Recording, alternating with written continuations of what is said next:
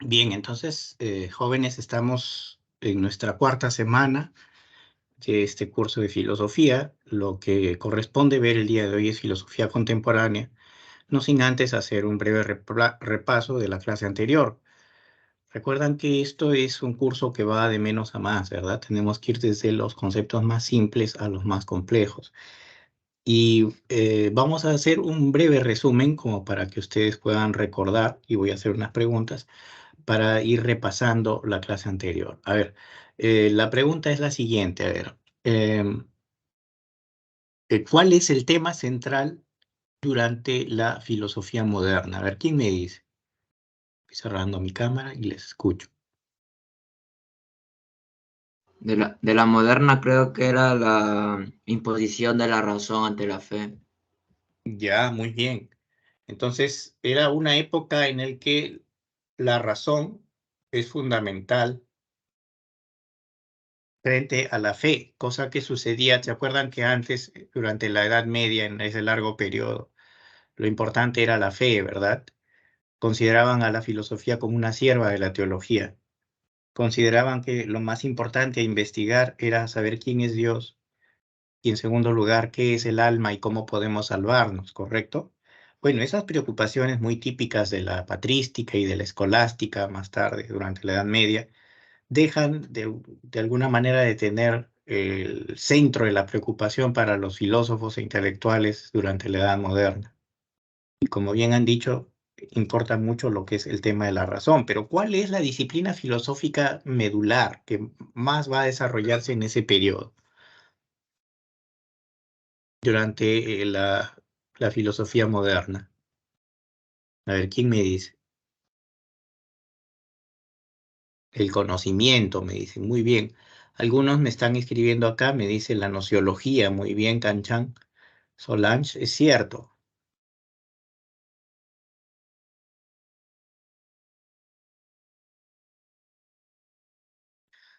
Sí, efectivamente es la nociología el tema central.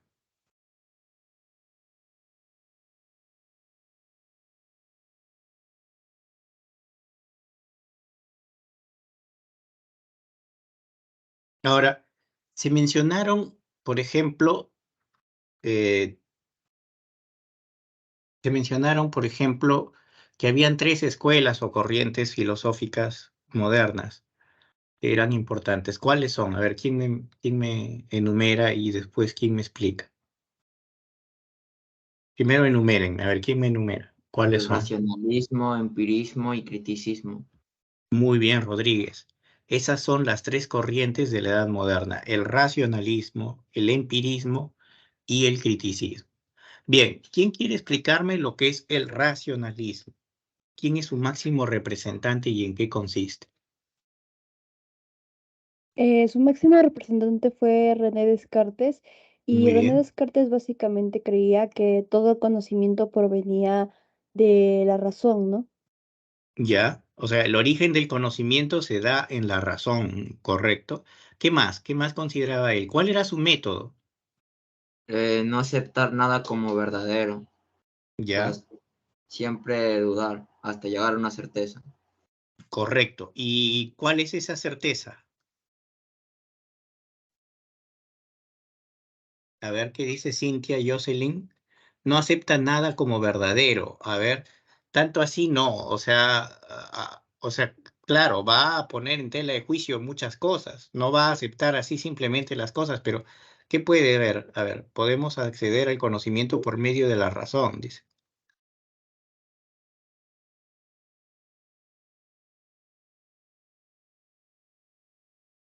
Usa la duda metódica. Muy bien, claro, su método es la duda metódica.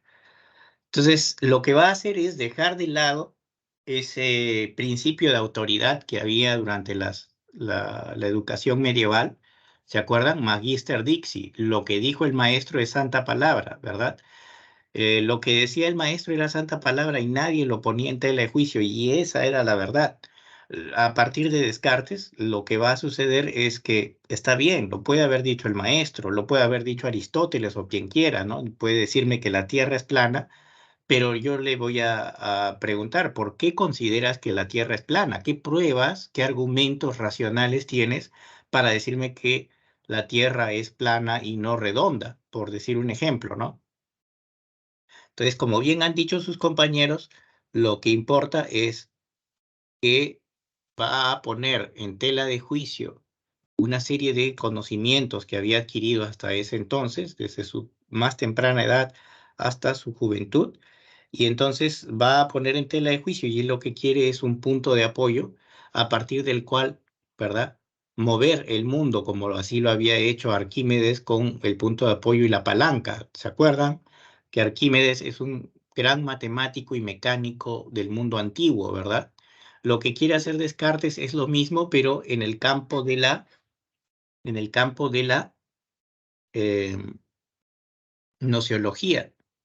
Hay un joven que tiene problemas para ver. Hay otros que sí lo ven claramente. A ver, ¿qué sucede? Espinosa, creo que el problema se da en tu máquina. Tal vez hay algún problema en la señal, porque otras personas me dicen que sí se ve normal. Entonces, te sugeriría, por favor, que veas qué problema técnico tienes. Yo desconozco de esas cosas. ¿Ah? Claro. Pero no te preocupes, vamos a hacer alguna explicación verbal del asunto para que te guíes. Entonces, como decíamos, Descartes va a dejar de lado esa forma, digamos, tan dogmática de seguir a ciegas lo que decía el maestro, que se llama principio de autoridad. Y ahora lo que va a buscar es el principio de certeza, el principio de certidumbre. Y ese principio se va a dar cuando nos aparece frente a nosotros una verdad tan clara y distinta que no podemos ponerla en duda, ¿correcto? A ver, en segundo lugar, ¿qué tipo de ideas considera que existen Descartes? ¿Cuántos tipos de ideas hay para Descartes?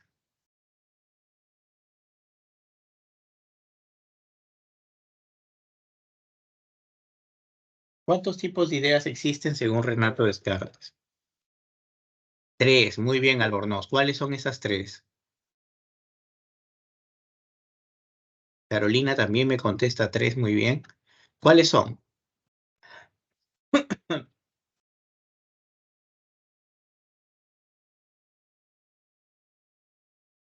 Muy bien, adventicias, facticias e innatas. A ver, ¿cuáles son las primeras, las adventicias? ¿A qué llama Descartes ideas adventicias? Pueden decírmelo a través del micro, no hay problema. Son las que provienen de la experiencia sensible, o sea, del Muy contacto con bien. el mundo externo. Que vienen del mundo exterior. Dame ejemplos.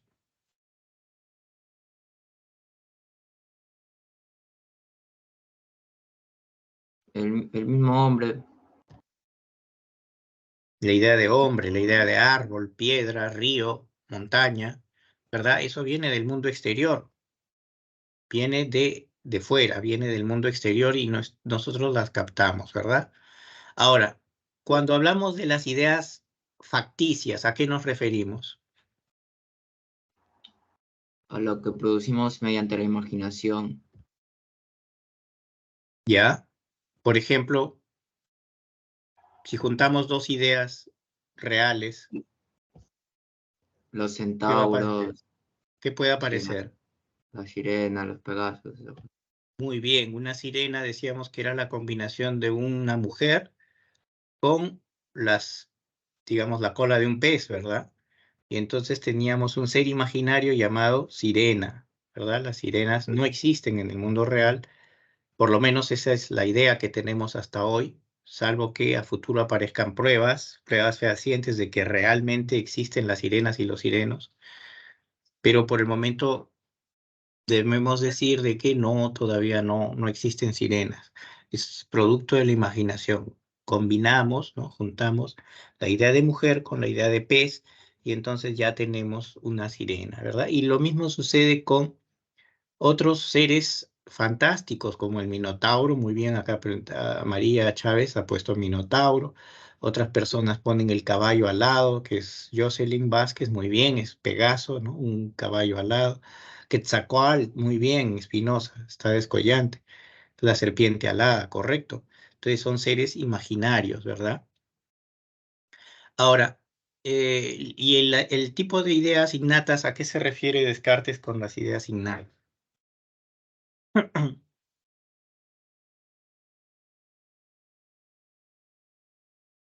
Las ideas inherentes, las que están en nuestra mente desde que nacemos, como el Correcto. alma, Dios.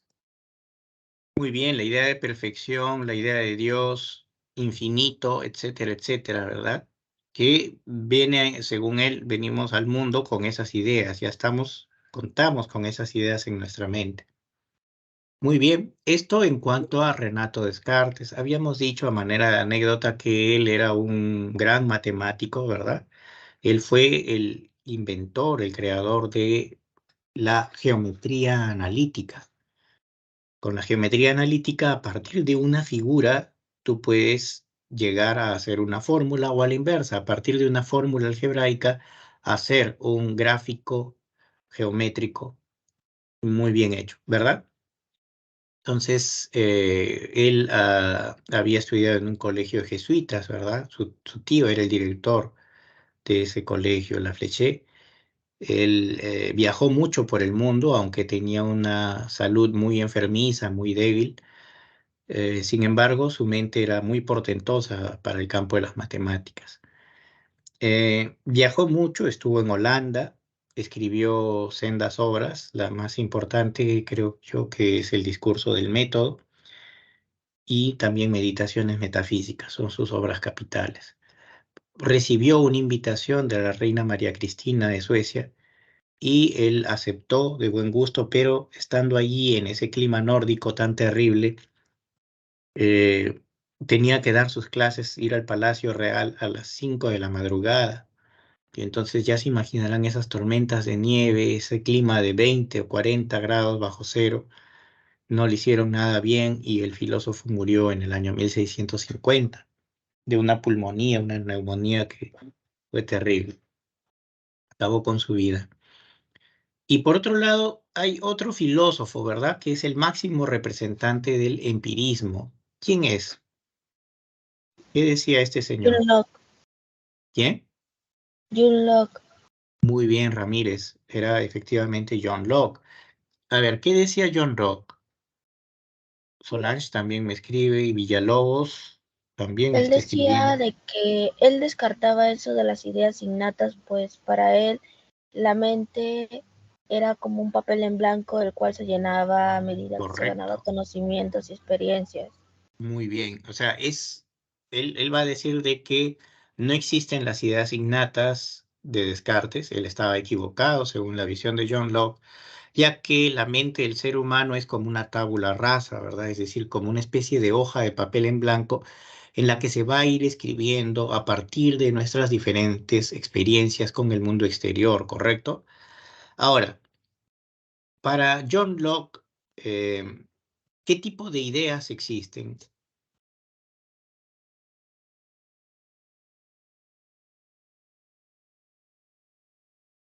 Porque, muy bien, acá Villalobos, Valeria me dice, las ideas provienen de la experiencia. Muy bien, muy bien. Jarama me dice que hay ideas simples e ideas complejas, compuestas. Muy bien. ¿Cuáles son esas ideas simples? Denme ejemplos.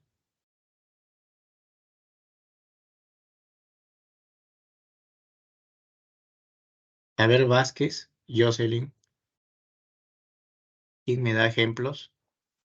Color es una idea. ¿Qué más? Lo que percibimos a priori, no se me confundan. Color, ¿qué más?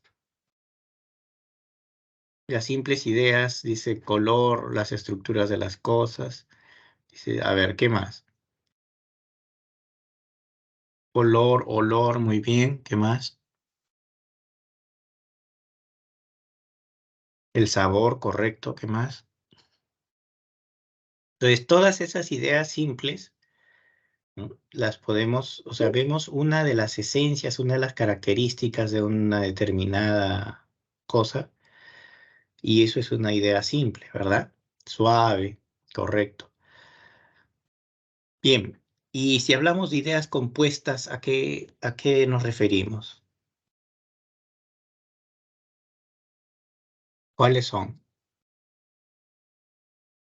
Son aquellas que provienen de dos o más ideas simples, ¿verdad? Entonces tenemos, por ejemplo, la idea de árbol, auto, hombre, avión, etcétera, etcétera, ¿verdad? Hay una serie de ideas simples que están juntas o yuxtapuestas en un solo ser, ¿verdad? En una sola idea compuesta. Muy bien. Ahora, eh, después de John Locke había otro empirista también, y brevemente, a ver, ¿quién era David Hume? ¿Quién me dice? ¿Qué proponía? Muy brevemente.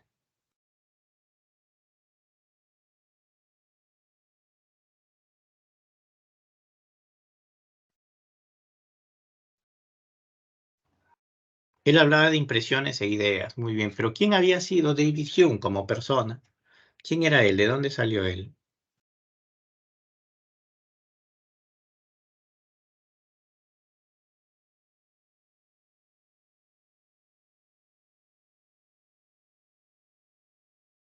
Habíamos visto que David Hume había nacido en Escocia en el año 1711, ¿verdad? Él había sido catedrático y él lo que consideraba, por ejemplo, escribió un libro que se llama Tratado sobre el Entendimiento Humano. No confundir con el libro Ensayo sobre el Entendimiento Humano de John Locke. Cuidado, fue pregunta de examen de admisión. Ahora, lo que va a proponer él es que existen una serie de impresiones e ideas. Las impresiones son más fuertes, son anteriores en el tiempo, mientras que las ideas son posteriores en el tiempo, son más débiles y no son tan precisas como las impresiones, ¿verdad? Además, él va a dudar de la idea de sustancia o esencia, también la de causa-efecto, porque va a considerar que nosotros asociamos un antecedente con un consecuente simplemente por una cuestión de creencia, una cuestión de belief, dice él, ¿no? De creencias, de creer que después de una cosa le sucede la otra, cuando no existe ningún nexo lógico, ningún nexo ontológico entre un suceso A y un suceso B. Simplemente la mente del hombre, por comodidad o por creencia, relaciona A con B y punto. ¿Verdad? Entonces, esas son las ideas de David Hume. Entonces, no existe la sustancia, no existe la idea de antecedente consecuente y tampoco existe la idea de el concepto de Dios, lo cual va a ser muy peligroso para la época y le va a servir para abandonar, digamos, la cátedra universitaria, ¿no? Era una época de la Ilustración, una época muy, muy todavía religiosa, ¿no? Bien. Por último, habíamos hablado también del criticismo alemán. ¿Quién lo representa? ¿Qué es lo que decía ese autor?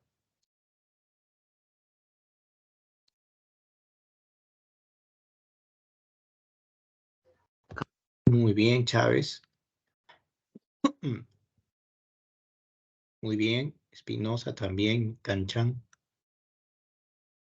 Correcto, Immanuel Kant. ¿Qué había dicho él?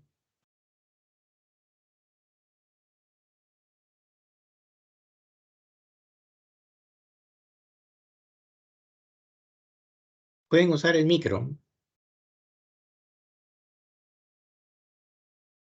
Profesor, ¿se me escucha? Sí, Creo que sí. dijo que el sujeto está limitado a conocer solo el fenómeno. La captación del fenómeno depende del sistema conocido del sujeto, sentido y razón. Ya, correcto. Lo que está diciendo Immanuel Kant es que nosotros podemos conocer en el universo, todo es un caos, pero nosotros de alguna manera ordenamos todo ese mundo caótico a partir de formas a priori de sensibilidad, ¿verdad? El espacio y el tiempo permiten organizar los hechos que acaecen en el mundo, ¿verdad? Si una manzana se cae de un árbol, yo puedo espacializarlo y temporalizarlo, ¿verdad? Puedo decir, hay un tiempo sub cero en que la manzana está colgada en el árbol, un tiempo sub uno en que la manzana está cayendo y un tiempo sub dos en que la manzana ya está en el suelo. Es decir, hay formas a priori de sensibilidad que son el espacio y el tiempo que hacen posible entender los hechos o fenómenos de la naturaleza. Ahora, en este mundo caótico, lo que se aparece frente a nosotros es el fenómeno, el fainos, ¿no? Entonces, si estamos frente a una manzana, podemos decir que esta manzana tiene ciertas características organolépticas, es roja, es dulce, huele a ésteres o alcoholes naturales, como dicen mis alumnos, huele a manzana, y por tanto es cognoscible el fenómeno. Pero cuando hablamos de el noumeno, es decir, la cosa en sí, eso ya es una gran incógnita. Eso ya es una gran X que nosotros no podemos conocer. ¿De acuerdo? Entonces, si bien es cierto, Kant es un ilustrado que apuesta por el conocimiento humano, sin embargo, él entiende de que hay un límite para el conocimiento, que más allá nosotros no podemos conocer, es decir, eso ya cae en a lo que vendría a ser el noumen. Para los seres humanos nos es imposible conocer qué es el noumen. Podemos comernos la manzana entera, ¿no? Desde su cáscara hasta el endocarpio y las pepas, si quieren. Podemos comernos 1000 manzanas, pero nunca sabremos cuál es la esencia de la manzana, cuál es el noumeno de la manzana, ¿verdad? Entonces, esto ya lo tenemos presente. Pero, ¿qué más podemos decir de Kant? Kant habla de los juicios. ¿Qué cosas son los juicios y cuántos tipos de juicios existen?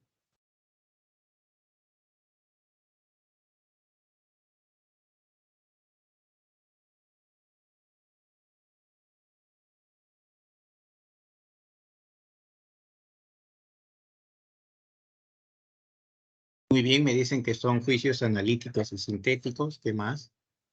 Pero falta uno más. Habíamos mencionado hasta tres tipos de juicios.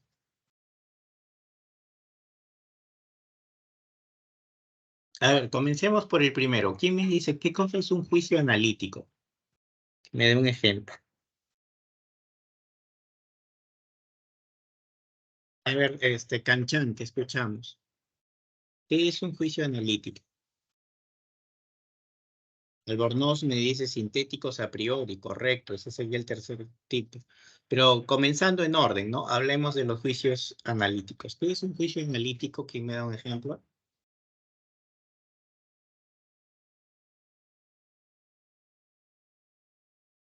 Podemos decir que los juicios analíticos son aquellos en que el predicado no nos dice nada nuevo acerca del sujeto. Por ejemplo, si yo digo, los solteros son no casados, entonces en este caso estamos frente a una situación en la que los predicados o el predicado no me dice nada nuevo acerca del sujeto soltero. Se entiende que si es soltero es no casado, y si hablamos de un no casado estamos hablando de un soltero, ¿verdad? Estos juicios son universales y necesarios. En segundo lugar están los juicios sintéticos. ¿Cuáles son esos juicios sintéticos? Son aquellos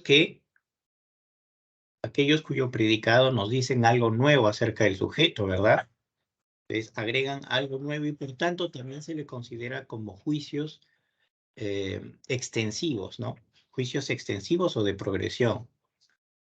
Por ejemplo, si yo digo, la momia Juanita fue una víctima propiciatoria, entonces allí, víctima propiciatoria vendría a ser el predicado y está diciéndome algo nuevo acerca de su sujeto llamado momia Juanita, ¿verdad? Entonces están agregando algo nuevo.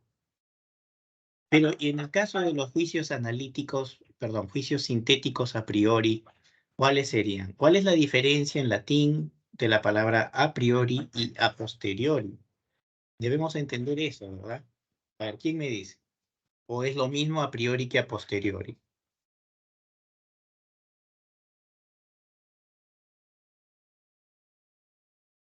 No, de hecho, a priori es antes de que se dé un suceso, se haga un experimento, y posteriori es después de un suceso Correcto. o de un experimento. Muy bien, Chávez. Correcto. También aquí me ha escrito Solange algo similar. Entonces, a priori es antes de la experiencia y a posteriori es después que ya hemos realizado una experiencia en el laboratorio. Entonces ya podemos decir que algo es así. Bien. Entonces, tenemos ya una clasificación. Ya sabemos que es a priori y a posteriori. Lo que Kant quería eran juicios sintéticos a priori. ¿Para qué? Para que la ciencia pueda avanzar. Y habíamos visto en un ejemplo que decía, la recta o el- la línea recta es, digamos, el punto más corto entre dos puntos distantes, ¿verdad? Entonces ahí tenemos algo que es importante. ¿A alguien no funciona su audio? Ay, caray. Y tal vez si prueba con sus audífonos de su celular, Espinosa. Entonces, allí tenemos esa situación, ¿no? Tres tipos de juicios, según Kant: juicios analíticos, juicios sintéticos y juicios a priori. Los juicios sintéticos a priori, es decir, este tercer último grupo, también son universales y necesarios. Decimos que es universal porque es válido para todos en todos los tiempos, y además decimos que es necesario porque es así y no puede ser de otra manera, a diferencia de los juicios anteriores que eran de carácter, bueno, el juicio anterior que era de carácter contingente, los sintéticos, entre paréntesis. Bien, ya hemos hecho un repaso, esto ya lo habíamos visto en la clase anterior con bastante paciencia.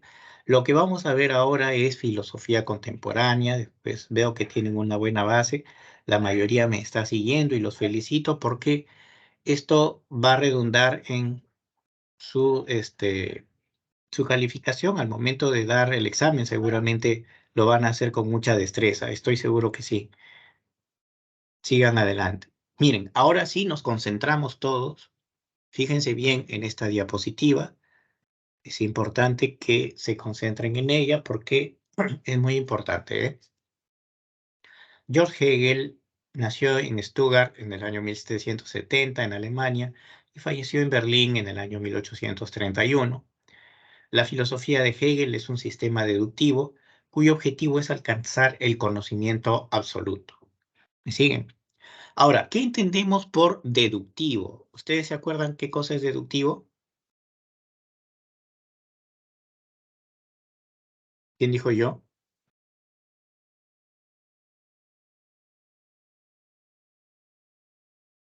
Pueden levantar la mano o pueden usar el micro directamente, ¿no? Y lo deductivo es cuando vamos de lo general a lo particular, ¿verdad? En cambio, cuando hablamos de inductivo o inducción, es que vamos de lo particular a lo general, ¿verdad? Entonces, en este caso, el sistema hegeliano es un sistema deductivo, ¿verdad? Que va de lo general a lo particular. Y lo que quiere este hombre de saber enciclopédico es el conocimiento absoluto. Para Kant, acuérdense que había el fenómeno y el noumeno, que la persona, por más perspicaz que sea, pues no va a saber cómo es el noumeno o la cosa en sí. Para Hegel ya no existe esto del noumeno. Todo puede ser conocido por el sujeto. Hay una suerte de realidad especular, si vale el término, una realidad como un espejo, en donde el sujeto se reconoce en la historia. Todo lo real es racional y todo lo racional es real. La realidad está en constante cambio, todo está en constante movimiento, y esto por necesidad. Nada de lo sucedido es contingente, casual o injusto. Todo sucede en un orden necesario. Repito, entonces, la gran frase para este autor, Hegel, es: todo lo real es racional. ¿Por qué? Porque el mundo no es absurdo, sino es lógico y además necesario. Y en segundo lugar, si analizamos esta segunda parte de la frase, todo lo racional es real, el pensamiento lógico o idea es real, es decir, que coincide con la realidad. Y es cierto porque si los filósofos pensaron un determinado sistema y ese sistema se plasmó en la historia material o se plasma en la historia material de un determinado país, a su vez, esa realidad histórica se va a plasmar en el sujeto que es producto de la historia. Entonces, esto nos suena un poco complejo, pero ya lo vamos a ir entendiendo poco a poco. Fíjense que fuera como una suerte de un hombre que se mira en un espejo. El hombre, digamos, es el sujeto, Y el espejo, lo que se refleja en el espejo vendría a ser la historia que es producto de la creación humana, ¿de acuerdo? Pero hay una interacción entre uno y otro, entre el sujeto y la sustancia, entre el sujeto y la historia.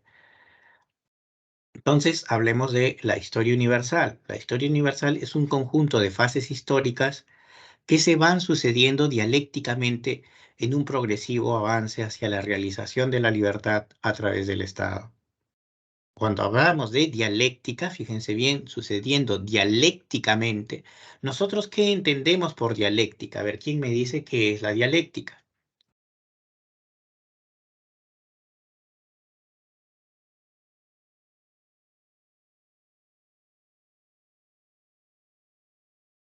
La dialéctica, muy bien, un método, sí, correcto, es un método. La dialéctica es la ciencia de la motilidad, es la ciencia del cambio.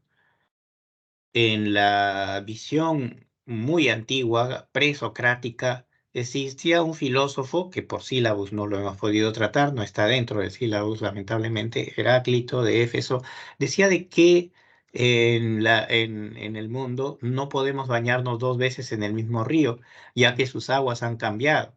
Y no solo eso, me atrevería a decir que nosotros mismos hemos cambiado antes y después de bañarnos. ¿Se dan cuenta? Entonces todo está en constante cambio, todo está en constante movimiento, nada permanece quieto. Alguien podría decir, sí, pero la manzana de Newton o la manzana de Kant. Claro, la manzana en su momento fue una flor, después dejó de ser flor y maduró y se hizo un fruto verde, y después ese fruto verde maduró y se hizo un fruto rojo, pero pasó el tiempo, nadie lo comió la manzana y empezó a podrirse y cayó al piso, ¿verdad? Y entonces todo está en constante cambio, todo está en constante movimiento, y eso le entendía muy bien Hegel. Entonces, mientras los filósofos anteriores habían entendido muchas veces la realidad en forma estática, Hegel lo que va a hacer es entenderla de manera dinámica, en constante cambio, en constante movimiento. Por otro lado, va a considerar de que hay una visión progresista de la historia, es decir, que vamos de un estado menos humano a un estado más humano. Esto es una herencia de los ilustrados, esto es una herencia kantiana, si vale el término, pero a diferencia de los demás, él va a considerar que el Estado es el que garantiza la libertad del sujeto, cosa que va a ser sumamente rechazada por muchos autores, o por varios autores por lo menos. El Estado, ¿cómo va a garantizar si es el primer leviatán, es el primer monstruo que oprime, que aplasta al individuo, al sujeto, ¿verdad? Pero no, Hegel, como es un catedrático que ocupó un importante cargo, el rectorado en la Universidad de Berlín, y está al servicio, al menos intelectualmente hablando, del rey Federico el rey Federico de Prusia, él, bueno, va a decir de alguna forma lo que le conviene al Estado, ¿verdad? Entonces, tenemos que para Hegel la realidad está en constante cambio, en constante movimiento. Este progresivo avance que sucede de manera dialéctica permite la realización del sujeto a través del Estado que le garantiza la libertad. Hasta aquí, jóvenes, ¿hay alguna pregunta? Pregunten, por favor, si no han entendido algo. Lo de dialéctica, ¿podría explicarlo de nuevo como una definición exacta para anotarlo, por favor? Sí, como te decía, la dialéctica es la ciencia del cambio, ciencia de la motilidad. Ese es un concepto, ciencia de la motilidad. Entonces, ¿qué es lo que va a suceder? Hegel lo que va a hacer es entender la filosofía de Heráclito de Éfeso, que es una filosofía muy antigua, anterior a Sócrates, y va a considerar que todo está en constante cambio, todo está en constante movimiento. ¿De acuerdo? Todo fluye. Nada permanece quieto, nada permanece estático. Entonces, a lo largo de toda la historia del pensamiento, lo que va a suceder es de que el espíritu se va a enajenar y va a configurar una serie de ideas, una serie de estructuras, pero que están en constante cambio. Y bueno, esto lo vamos a ver con más detalle momentos más adelante, ¿no? Ahí avanzamos entonces. Y aquí está el famoso método de Hegel. Acuérdense que cuando hablábamos de Sócrates, hablábamos del método mayéutico, ¿correcto? El método mayéutico era el método que tenía Sócrates para alcanzar la verdad. Bien, lo que va a decir Hegel es lo siguiente. En una primera etapa está la tesis o afirmación, que es el aspecto positivo del asunto. Pero esto va a generar una antítesis o la negación de esa afirmación anterior. Esa antítesis, ¿verdad?, va a contradecir la tesis. Entonces, si le ponemos un signo más a la tesis, la antítesis debe ser entendida como un signo menos, ¿verdad? Es una negación. Ahora, ¿cómo superar esta contradicción? ¿Cómo superar esta negación? Pues bien, a través de la síntesis, que es un tercer momento, en donde se da la negación de la negación. Y en esta síntesis se logra subsumir lo mejor de estos dos momentos anteriores, tanto de la tesis como de la antítesis. Se toma lo mejor y se asciende de alguna manera. Se pasa a un estado más elevado. Este proceso de la dialéctica no termina nunca, porque lo que en su momento pasó de tesis y luego antítesis y más tarde síntesis, el proceso no termina ahí. Esta síntesis pasa a ser una nueva tesis para un nuevo proceso.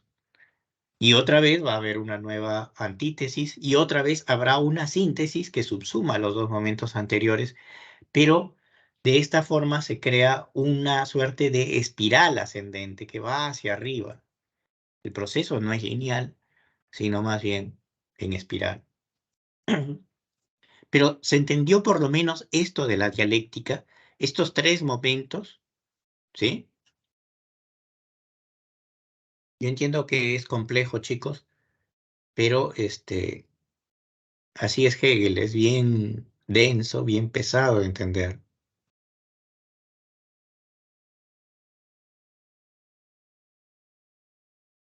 ¿Está todo claro? Por favor, pregunten si no han entendido.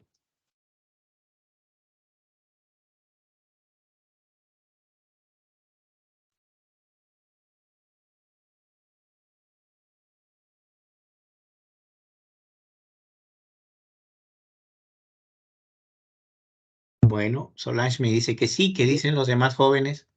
Podría volver a explicarme, dice David. ¿Cómo no? Mira, así como Descartes tenía su método, así como Sócrates tiene su método, que es el método mayéutico, este filósofo también tiene su método, y este método se llama el método dialéctico. ¿Qué dice la dialéctica? Que primero hay una tesis o afirmación, es decir, se va a presentar algo de forma positiva. Pero ¿qué va a pasar con el correr del tiempo? Algo se opone a esta tesis. Es la antítesis o negación de la afirmación. ¿De acuerdo? ¿Cómo superar esta antítesis? Pues a través de la síntesis, que es el tercer momento, que es la negación de la negación. Esta síntesis toma lo mejor de la tesis, toma lo mejor de la antítesis, y esta síntesis es una superación de los dos momentos anteriores. Ahora sí creo que está claro, ¿verdad, Raúl? O algo no me he dejado entender. ¿Sí? ¿Está claro? Muy bien. Ahora, este proceso no termina nunca, se repite una y otra vez y otra vez. O sea, no es que, ya, yo llegué a la síntesis y allá ya se acabó el proceso. Mentira. Ese proceso continúa. Ese proceso no acaba hoy. ¿Cuándo es que va a acabar ese proceso, según Hegel? En el momento en el que él termina de escribir su obra. La historia de la humanidad termina con Hegel. La historia de la filosofía termina con Hegel. ¿Por qué? Porque en ese momento ya todo lo anterior se transparenta y el espíritu absoluto se hace consciente de sí mismo y por tanto se da el fin de la historia. Yo entiendo que este lenguaje es farragoso, es a veces un poco denso, difícil de entender, pero no se preocupen, chicos, nosotros vamos a ir avanzando poco a poco. Entonces, lo importante es que entiendan que en el proceso dialéctico no se detienen. Lo que fue tesis pasa a ser contradicho por la antítesis y después se supera en la síntesis. Lo que es esta síntesis no siempre va a ser síntesis, sino que vuelve a ser una tesis para un momento posterior. Y así el proceso se repite. Ahora hablemos de Augusto Comte, que es un filósofo, bueno, francés. Creo que va a ser un poco más sencillo de comprenderlo, que nos va a decir lo siguiente. Augusto Comte nació en Montpellier en 1798 y falleció en el año 1857. Es el máximo representante del positivismo y él considera, es una doctrina que no admite otra realidad que no sea los hechos. Entonces, los hechos son objetivos, ¿no? La realidad, los hechos y las relaciones de hechos son algo concreto, algo objetivo, algo real. Por tanto, el positivismo va a rechazar el conocimiento metafísico. El positivismo es muy concreto, muy práctico. Dice que la ciencia se basa en lo objetivo, en los hechos concretos. Por eso es realista. ¿De acuerdo? Ahora, el positivismo rechaza la posibilidad de obtener conocimientos absolutos y por tanto es relativista. ¿Ustedes se acuerdan en el pasado quién hablaba del relativismo? ¿Quién era relativista? A ver, ¿quién me dice?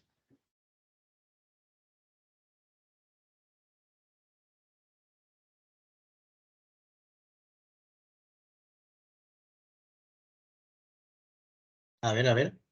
Los sofistas, correctos. Protágoras de Abderas decía, el hombre es la medida de todas las cosas, ¿verdad?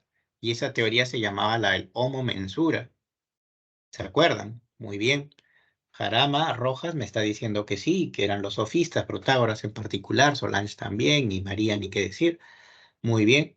Entonces, ellos decían de que el hombre es la medida de todas las cosas y por tanto las cosas eran relativas. Lo que te gusta a ti, de repente no me gusta a mí, o a un tercero le parece indiferente.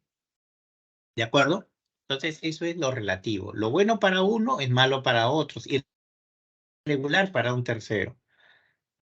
Ahora, el positivismo tiene fines utilitarios, es de carácter práctico. Ellos decían, por ejemplo, hay que saber, hay que prever para poder saber, ¿verdad? Y hay que saber para proveer, o sea, saber para prever y prever para proveer. Es decir, tenía fines sumamente prácticos, sumamente concretos. Este autor lamentablemente terminó sus días adorando a una chica que se llamó Clotilde de Vaux. Es más, hasta creó una suerte de religión en donde ella era una suerte de Virgen María y los industriales eran lo máximo, como una suerte de apóstoles o de santos. El hombre enloqueció tremendamente y terminó en un sanatorio, ¿no? Él es el autor de la teoría de los tres estados o tres estadios. A lo largo de la historia existen tres estadios. El primero es el estadio teológico. Fíjense acá debajo de la ficha hay un dios, ¿verdad? Lleva un caducio en la mano y lleva alas en los pies. ¿Qué dios será?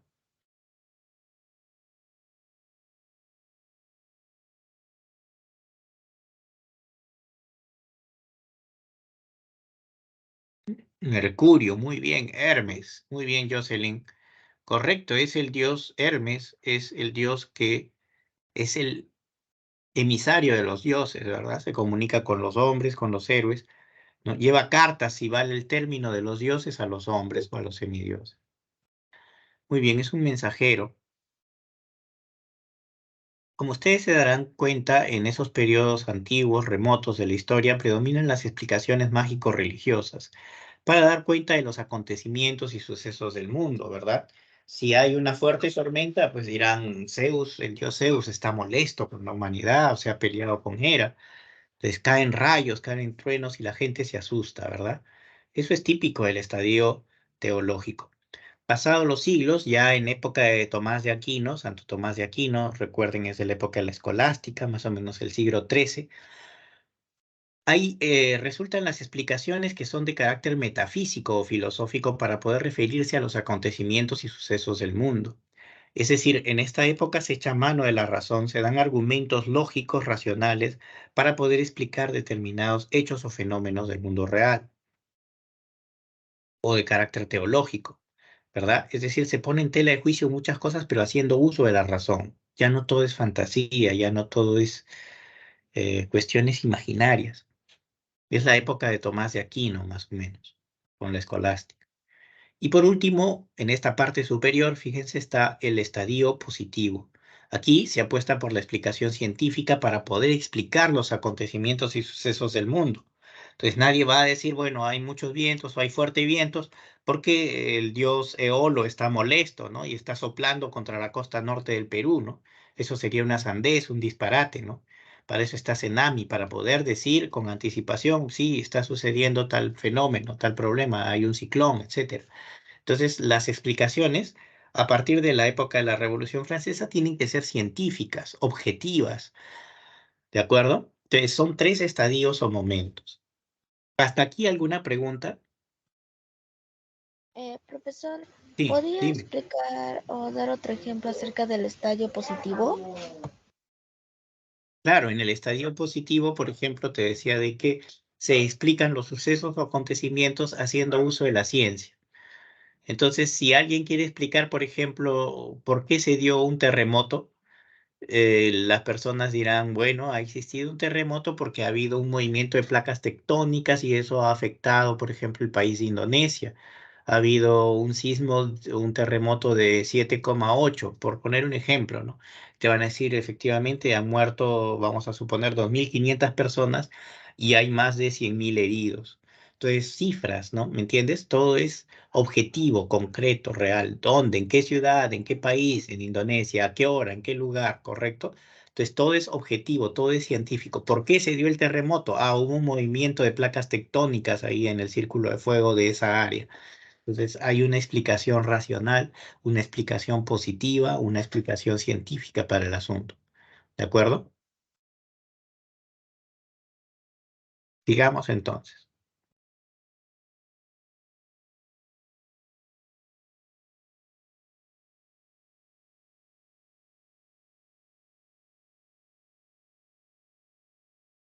Tenemos a un tercer autor, un tercer escritor y autor muy prolífico que fue Carlos Marx.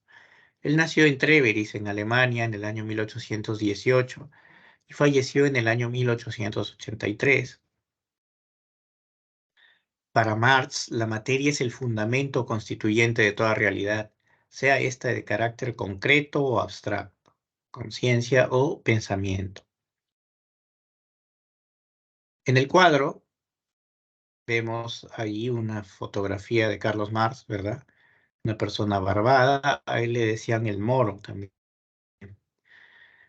Entonces vemos hacia el lado inferior de la foto, dice materialismo dialéctico. Engels, que era su mejor amigo, aplicó la dialéctica a la naturaleza para descubrir a partir de esto la ley fundamental del devenir de la materia. ¿De acuerdo? Entonces, lo que va a hacer Federico Engels, que era un gran amigo de Marx, es aplicar el método dialéctico al estudio de la naturaleza. Ya no va a haber ese enfoque quietista que había durante el siglo XVIII o antes, sino que todo está en constante cambio, en constante movimiento, aún en la naturaleza. Nada permanece quieto, ¿verdad? Entonces, ese sistema lo va a aplicar al estudio de la naturaleza. Y si Engels lo había aplicado en el campo de las ciencias de la naturaleza, lo que va a hacer Marx es aplicar la dialéctica para explicar la historia, explicar la economía y la sociedad. En la economía él era magistral verdaderamente para entender cómo era la sociedad de aquel entonces, ¿verdad? Mediante factores materiales. Es decir, si Hegel, que era el máximo representante del idealismo europeo, lo que hace Marx es invertir la visión de Hegel. Hegel es un idealista a carta cabal y él, por ejemplo, Hegel considera que primero es la idea y después la materia. Lo que va a hacer Marx, que de alguna forma es su alumno, va a decir, lo que dice Hegel es correcto, pero hay que invertir las cosas. Primero es la materia y después la idea. Es decir, según la visión de Marx, Hegel ha hecho una buena visión del hombre y el universo, pero es una visión invertida, ¿de acuerdo? Lo que va a hacer Marx es ponerla, digamos, con los pies en la tierra, ponerla en orden nuevamente. Primero la materia y después la idea. El método que va a utilizar Marx es el materialismo histórico. Acuérdense que habíamos hablado de los filósofos y sus métodos, ¿verdad? El método cartesiano, el método de Sócrates, que la mayéutica, por aquí, por allá. El método marxista, el método que toma Marx es la dialéctica de Hegel, pero lo va a aplicar en el estudio de la historia, en el estudio de la economía y la sociedad. ¿De acuerdo? Para Marx, el hombre es un ser social, es decir, es un ser gregario que al transformar su medio, al transformar la naturaleza, se transforma a sí mismo, construyendo de esta forma la sociedad. Es un ser práctico, activo, porque transforma su realidad con el trabajo y de esta manera se transforma a sí mismo. En unas clases de un excelente catedrático argentino, José Fein, este catedrático decía lo siguiente, decía que la relación amo-esclavo de Hegel era una relación en la que el primero, el amo, había dominado sobre el segundo. ¿Por qué? Porque tenía, digamos, la valentía de anteponer su vida, perdón, anteponer su libertad a la vida. En el caso del esclavo que se sometía a la voluntad del amo, lo hacía porque en esa lucha a muerte, el esclavo temía perder la vida y por tanto se somete a la voluntad del amo. Cuando Marx lee estas páginas del maestro Hegel, se queda fascinado y se va a poner al lado del esclavo. Se va a identificar al lado del esclavo. De manera de que va a entender que este esclavo que está trabajando para el amo, está haciendo cultura, está haciendo historia, está haciendo una nueva civilización. Se mantiene activo porque el trabajo lo tiene, digamos, muy activo, mientras que el amo se va a convertir en alguien gordo, en alguien mofletudo, en alguien ocioso, alguien pasivo. De manera de que otra vez va a cambiar, digamos, la historia a través de la revolución, porque Marx sí habla de la revolución como la partera de la historia, ¿no? Bien, y de todas las relaciones sociales que existen, la más importante es las relaciones sociales de producción, por la cual un individuo obtiene, digamos, lo necesario para su subsistencia o más, dependiendo en qué parte de la cadena em, en qué parte de la cadena de producción se encuentre el sujeto. Esas relaciones sociales de producción son anteriores a los convenios que puedan tener entre el patrón y el proletario. El proletario es el trabajador, que solo es dueño de sus hijos, o prole. Ahí la palabra latina prole significa hijo. ¿De acuerdo? Entonces el proletariado no tiene nada, solo tiene su fuerza de trabajo, su fuerza laboral y sus hijos. En cambio, el patrón, o más bien dicho, el burgués, es el dueño de los medios de producción, de las fábricas, de las oficinas, de las máquinas, etcétera, etcétera. Y él impone sus condiciones, ¿de acuerdo? Veamos lo siguiente, si no, a ver, para regresar, aquí está. ¿Hasta aquí está todo claro, chicos?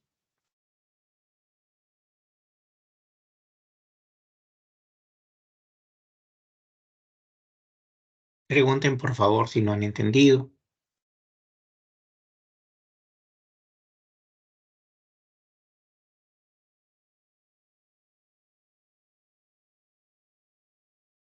Muy bien. Enrique me dice, Enrique Sánchez, que sí ha entendido. ¿Qué dicen los demás?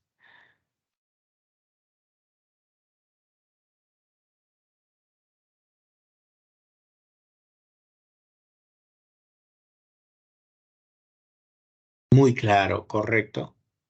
La última parte no me quedó muy claro, me dice David. A ver, ¿qué parte quieres que te explique de las relaciones sociales del hombre? A ver, voy a volver a explicar esto para que David y otros jóvenes más me entiendan. Lo que decíamos de Marx es que él va a considerar de que el hombre por naturaleza es un ser social. Es un ser capaz de transformar la naturaleza, transformar el medio. Y al momento de transformar la naturaleza, se transforma él a sí mismo. Recordemos que en un pasado muy remoto, cuando el hombre no sabía la agricultura, era un nómada, ¿verdad? Era un tipito depredador y cazador que se dedicaba, digamos, a cazar algunos animales. Pero hay un momento tal en el que su inteligencia y el desarrollo de la fabricación de herramientas e instrumentos hacen que él se vuelva más inteligente y además que aprenda la agricultura. Al aprender la agricultura, está aprendiendo a sembrar las semillas, está aprendiendo a cultivar y a cosechar, lo cual va a llevar a que también transforme ya no la naturaleza, las chacras, si quieres, ¿no? La tierra, sino que también el hombre se transforma a sí mismo, se hace sedentario, porque ya necesita estar junto a sus cultivos para cuidarlo de una serie de plagas, de una serie de ladrones, y tiene que estar el campesino ahí al pendiente. Entonces, al transformar la naturaleza, se transforma a sí mismo. Y al juntarse un grupo de campesinos, un grupo de personas, van a formar unos primeros pueblos y más tarde surgirán las ciudades y cada vez se hace esto más complejo, ¿verdad? Hasta que se formen bloques económicos, bloques políticos, etcétera, etcétera, ¿verdad? Entonces, eso es importante tenerlo presente. Por otro lado, el hombre es un ser práctico y activo porque transforma su realidad con el trabajo. De todas las actividades que hace, la más fundamental es el trabajo, porque con esto el hombre se transforma a sí mismo. El trabajo hace que uno sea digno, pero no solo eso hace que uno se transforme como individuo. Del resultado de las relaciones sociales de producción, entonces tenemos que el hombre se hace digno, el hombre se libera con su trabajo.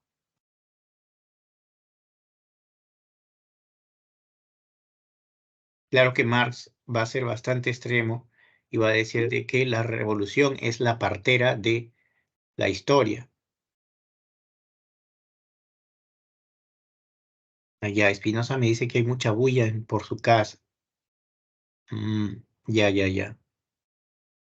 Sí, pues a veces los vecinos no entienden, meten mucha bulla. Qué bueno. Entonces, recordando, ¿no? Ya para firmar esto, ¿no? En síntesis tenemos lo siguiente, que cada filósofo aplica un determinado método para analizar lo que les interesa analizar. Habíamos visto que Descartes, Sócrates tenían su método propio, ¿verdad? De igual manera, Federico Engels y Marx van a tener un método. El método del materialismo dialéctico es aquel que se aplica al estudio de la naturaleza y lo ha hecho Engels, que era el mejor amigo de Marx. Por otro lado, el materialismo histórico es la aplicación de la dialéctica para explicar la historia, la economía y la sociedad mediante factores materiales, ¿de acuerdo? Y por último, la visión antropológica que tiene Marx, y vamos a profundizar cuando lleguemos al capítulo 11. El hombre es un ser social activo, capaz de transformar el medio y también transformarse a sí mismo. Mediante una serie de actividades como el trabajo, se transforma a sí mismo, ¿verdad? Y aquí tenemos una nueva gráfica que muestra lo siguiente. Para Marx, en primer lugar, está la base o estructura económica. En ella se encuentran las relaciones sociales de producción. Y es importante saber quién es el dueño de los bienes materiales, quién es el dueño del capital, quién es el dueño de los edificios, las maquinarias, las oficinas, las computadoras, los escritorios, etcétera, etcétera, que se necesitan para un proceso productivo, ¿verdad?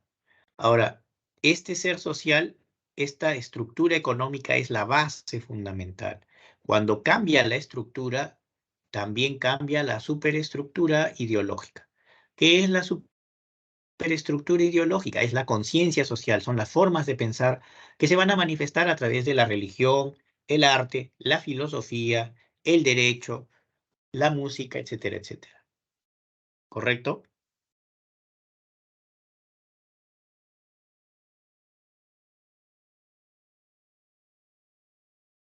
Entonces, también es conocida como estructura y superestructura. Una y otra se apoyan, ¿verdad? ¿Por qué? Porque quienes detectan el poder lo que quieren es que se mantenga el estado de cosas tal cual está. Y para eso van a echar manos de la superestructura ideológica, es decir, de los medios de comunicación y otras cosas más y el derecho. ¿Para qué? Para que se aplique lo que ellos quieren, lo que a ellos les conviene, ¿de acuerdo? Entonces, si alguien dice, bueno, vamos a dividir la torta, y entiéndase como el pastel o la torta como aquello que se va a dividir, ¿no?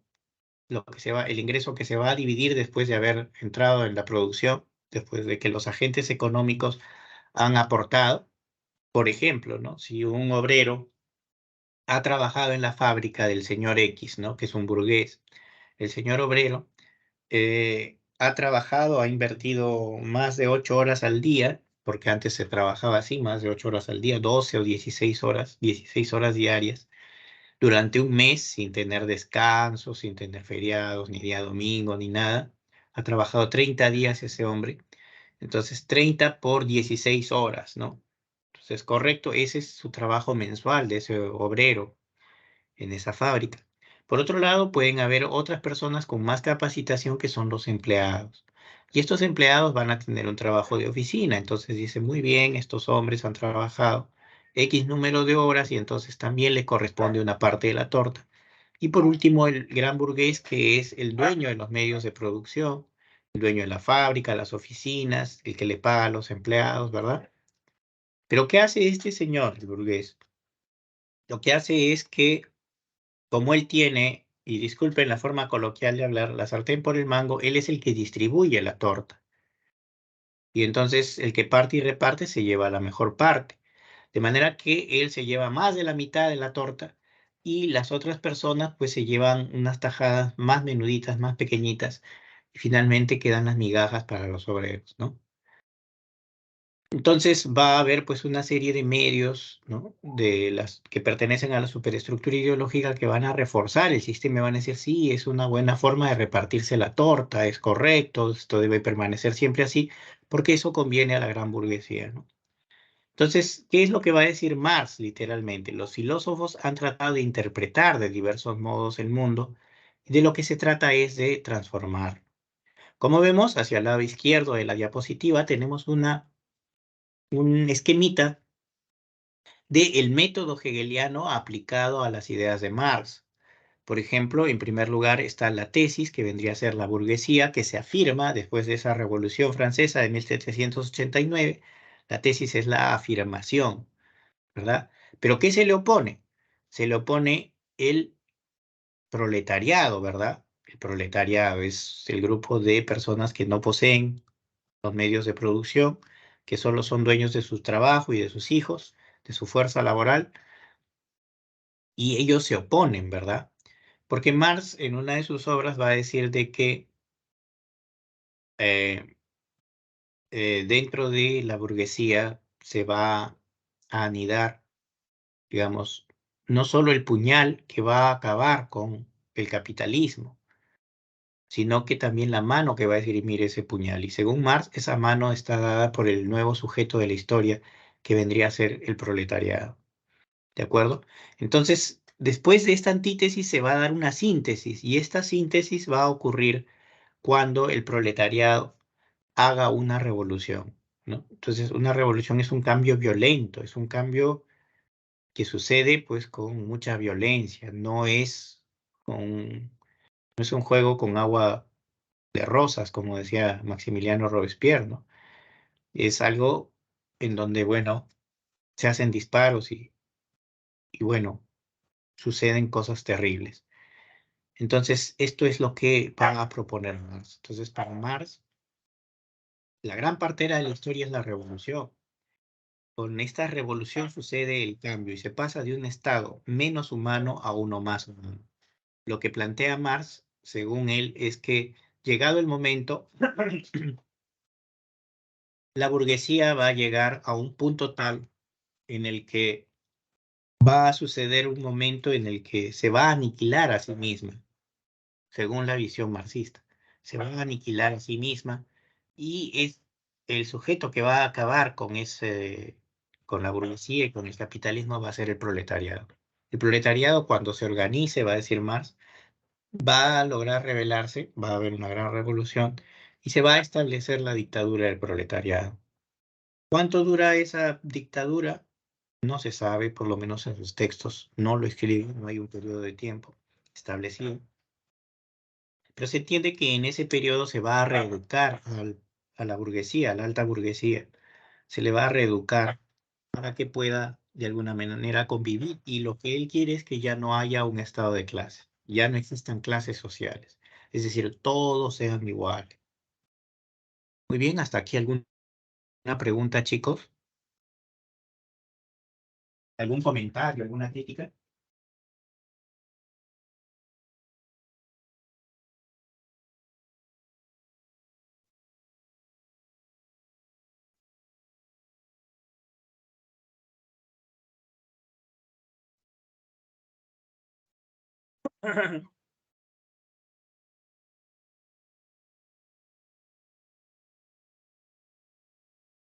¿Entendió?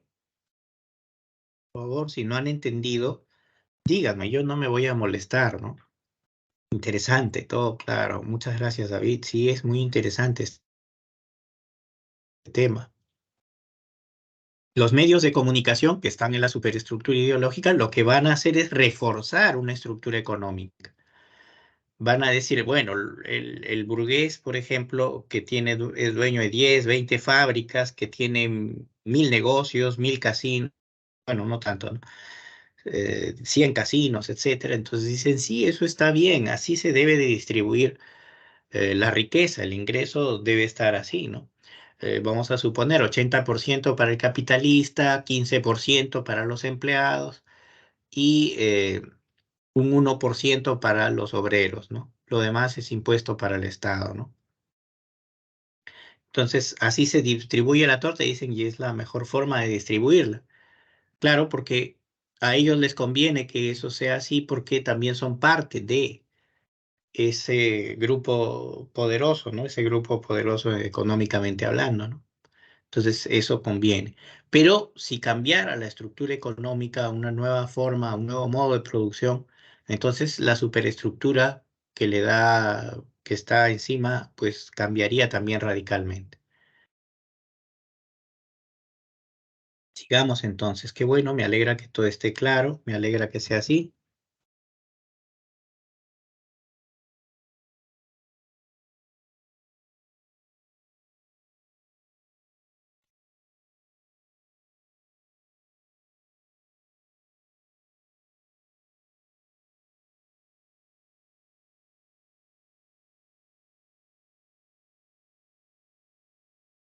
Y bueno, como todos están comprendiendo, entonces seguimos avanzando con nuestra explicación. Bien, y tenemos ahora nuestro último personaje, que es Friedrich Nietzsche. Pero quería, sí, un poco antes de entrar donde Nietzsche, quería decirles algunas cosas que considero importantes de la biografía de Carlos Marx. Carlos Marx, como ustedes saben, él nació en Treveris en 1818 en Alemania, en Prusia. Él provenía de una familia que tenía una buena posición económica. Su padre era un burgués, tenía cierta posición económica. Él estudió en 2 o 3 universidades, estudió en la Universidad de Berlín, no le fue muy bien. Estudió en la Universidad de Bonn, logró doctorarse, perteneció al Club de los Doctores. Fue un joven bastante irónico, bastante sarcástico cuando escribía y cuando cuando era muy sarcástico con la gente, pues la gente le temía, ¿no? Incluso el director de su colegio, cuando él era estudiante escolar, tenía miedo al sarcasmo, a la ironía tan ácida de este autor alemán. Cuando es joven, escribe en una revista llamada La Gaceta Renana, y en la Gaceta Renana sus escritos son muy incendiarios, razón que vale para que él cierren el diario, lo expulsen de Alemania y él se vaya a otros países a vivir.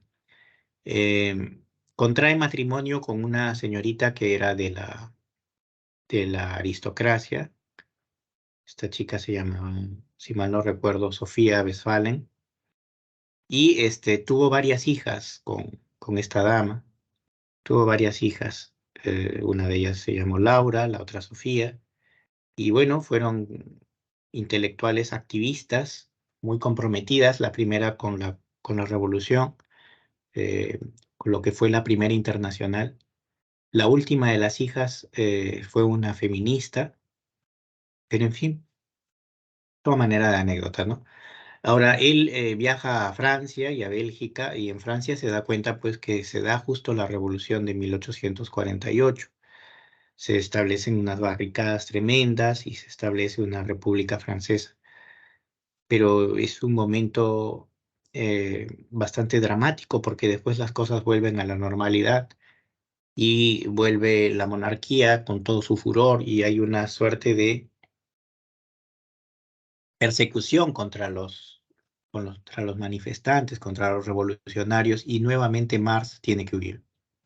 Mars pasa muchas penurias económicas al extremo que ve fallecer de inanición, muere de hambre su hijo menor y bueno, llevó una vida triste en ese sentido, ¿no? Es más, cuando está ya sin dinero para poder pagar la renta, cuando está en la última lona económicamente, escribe un tratado que se llama acerca de el dinero, es un tratado acerca del dinero muy bueno, em, pero tiene que nuevamente abandonar ese país y ir hasta Gran Bretaña, hasta Inglaterra. En Inglaterra va a ser un ávido lector de la biblioteca de Londres y bueno, ahí se encuentran sus restos, ¿no? Sus restos. Es una de las tumbas más visitadas en toda Inglaterra, en toda Gran Bretaña, después de la de Charles Darwin y creo que al nivel de la de Isaac Newton, imagínense ustedes, es una de las tumbas que pasan el millón de turistas que vienen a rendir un homenaje, ¿no? A quien en vida fue este señor Marx. Bien,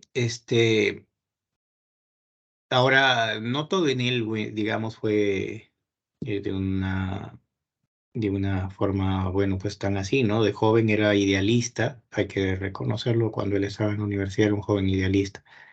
Y bueno, también era un chico muy rebelde y también le gustaba gastar más de lo que tenía su familia, ¿no? Entonces le hacía gastar mucho dinero a su padre, que el pobre hombre estaba desesperado, endeudado hasta la coronilla. Pero en fin, todo sea por su educación, decía, ¿no? Espero que ustedes jóvenes sepan aprovechar bien su tiempo y dar lo mejor de sí, porque el esfuerzo de sus padres este, debe ser reconocido, ¿no? No hay que ser ingratos, chicos. Estudien duro, esmérense y hagan lo mejor posible. Bien, ahora sí vamos a hablar de Federico Nietzsche.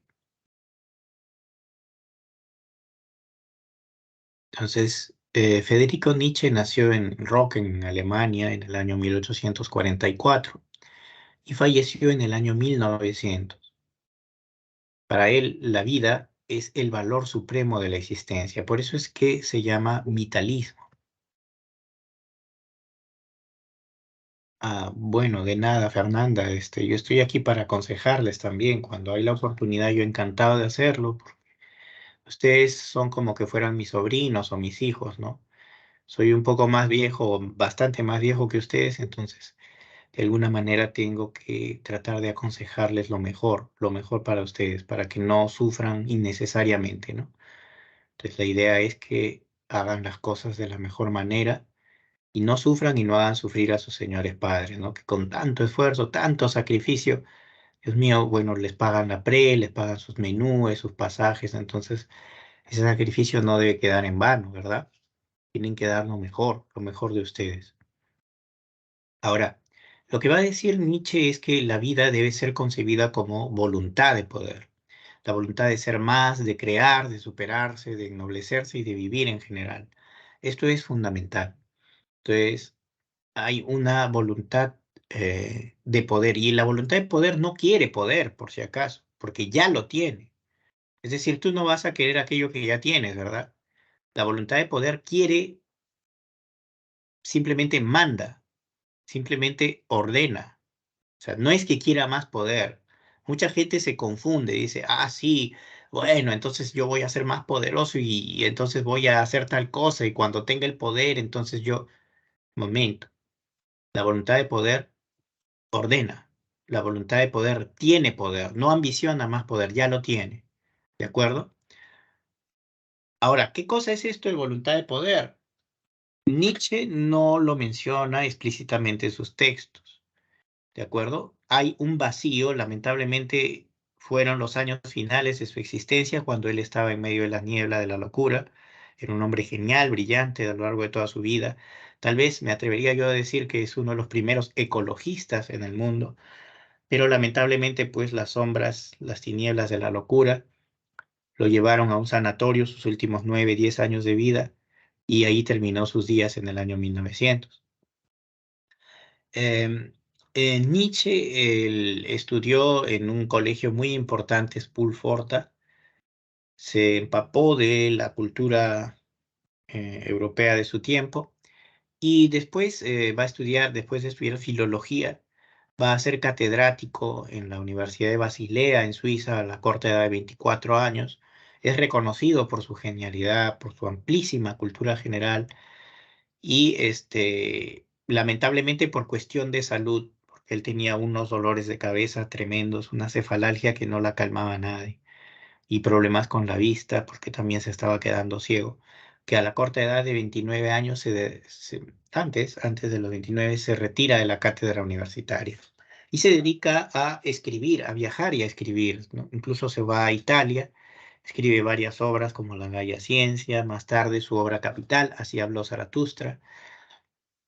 Entonces, en una de sus obras sobre el origen de la tragedia griega, que es una obra de juventud, va a hacer una distinción entre lo apolíneo y dionisiaco. ¿Qué es lo apolíneo? Recordemos al dios Apolo del mundo griego, ¿verdad? ¿Cómo es Apolo? Es mensurado, es equilibrado, es racional, es el hijo del dios Zeus, ¿verdad?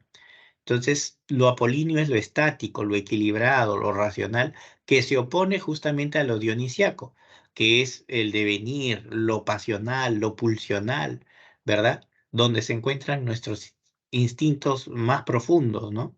Es el principal fundamento de la condición humana en general, este equilibrio entre ambos dioses que se oponen, pero que se necesitan uno a otro.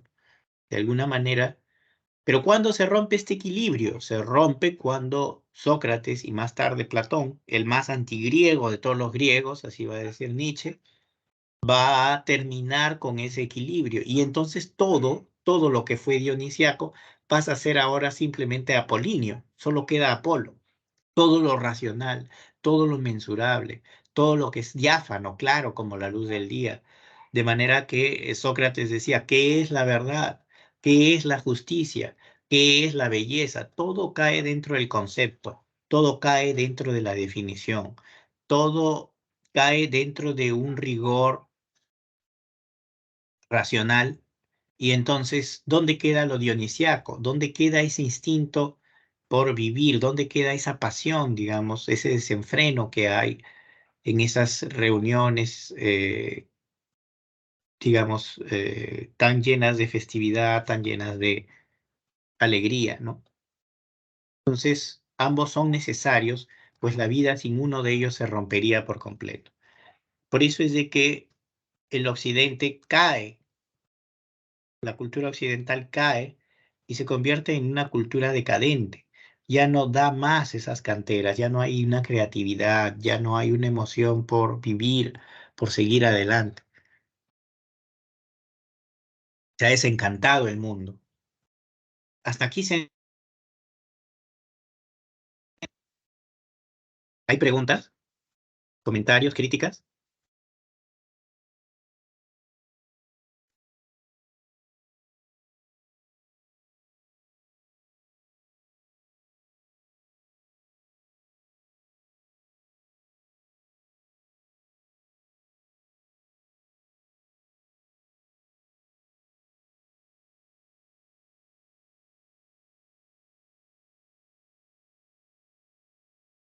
Todo claro, me dice David. Qué bueno. Muy bien. Todo bien, me dice Canchan, correcto.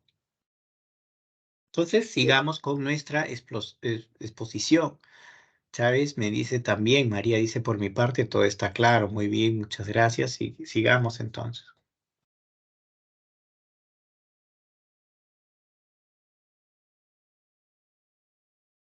Y aquí tenemos nuestra penúltima diapositiva.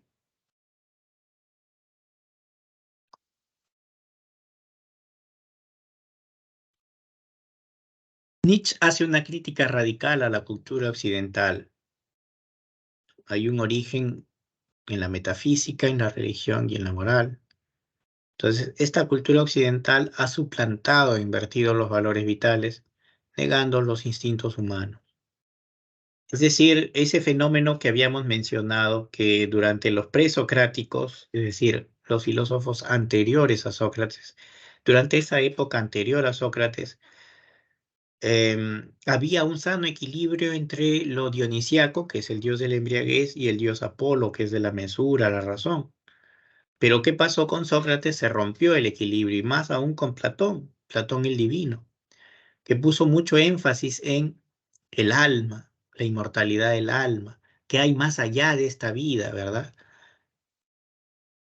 ¿Qué hay más allá de este mundo, ¿no? La verdadera vida, el verdadero placer se produce, digamos, en el más allá, en los campos de Fitia. Pero lo que va a decir, y después, bueno, la religión cristiana, porque Nietzsche tiene un fuerte encuentro contra la religión cristiana, él no le agrada cómo funciona el cristianismo. En el cristianismo hay también un más allá, ¿verdad? La recompensa para tus buenas obras están en el más allá. Lo que interesa para Nietzsche es el mundo de aquí, el mundo de ahora, el mundo terrestre tal y como es, digamos. Entonces, interesa este mundo, no la recompensa de Allende, sino de Aquende. Lo que importa es este mundo, lo que importa es esta vida, ¿verdad? Los instintos humanos no deben ser reprimidos, deben de ser libres. Y por tanto Nietzsche va a distinguir dos tipos de hombres. Así como Carlos Marx en su obra había distinguido a lo largo de toda la historia de la humanidad dos tipos de hombres, uno el explotador y otro el explotado, llámese como se llame. El explotador es el que es el abusón, es el que se apropia del trabajo del otro, ¿verdad? Y que, bueno, el explotado es el que a duras penas, después de trabajar muchas horas bajo el sol, logra subsistir. Lo que va a mencionar Nietzsche es que existen dos tipos de hombres. El siervo, que es débil, y el señor, que es fuerte, noble, aristocrático, superior, libre y creativo. Mientras los siervos son vulgares, resentidos y miserables, ¿no? Siguen viejas tablas de valores. Los valores de los siervos se han impuesto y han sido impuestos por hombres superiores a ellos. Esos hombres superiores son los que les han dicho cómo deben de conducirse con sus semejantes, cómo deben de actuar con los demás. Pero es una moral de los resentidos, de los miserables, de los envidiosos, de los que han sido incapaces de poder crear una propia tabla de valores y poder vivir de acuerdo a su gusto, de acuerdo a la forma en que a ellos les convendría. ¿Preguntas? Profesor, ¿el ser señor o siervo depende de su estabilidad económica o depende más que nada de la actitud? Por ejemplo, porque ahí pone vulgar, resentidos y miserables, y esas actitudes pueden ser parte de alguien de la burguesía, quizás. Ya, buena pregunta, Rodríguez. A ver, ¿alguna otra pregunta? Vamos a contestarla ahora, pero quisiera saber si es que hay otra pregunta más. Otro comentario, muy buena. ¿Eh? ¿Preguntas? ¿Comentarios?